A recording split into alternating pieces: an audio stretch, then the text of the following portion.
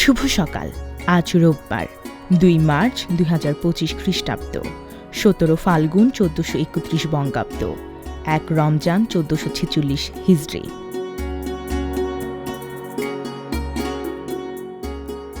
জাতীয় পতাকা উত্তোলন দিবস আজ। 1971 সালের আজকের এই দিনে ঢাকা বিশ্ববিদ্যালয়ের কলাভবনে প্রথম জাতীয় পতাকা তোলা হয়েছিল। সবুজ জমিনের উপর লাল বৃত্তের মাঝখানে সোনালী মানচিত্র খচিত পতাকা। ওই দিন পতাকা উত্তোলন করেছিলেন ডাকসুর সহসভাপতি আ.স.ম. আব্দুর রব। জাতীয় ভোটার দিবস আজ। বাংলাদেশ নির্বাচন কমিশন কর্তৃক ভোটাধিকার সম্পর্কে জনসচেতনতা বাড়ানোর লক্ষ্যে 2018 সালের 2 মার্চ থেকে দিবসটি পালিত হচ্ছে।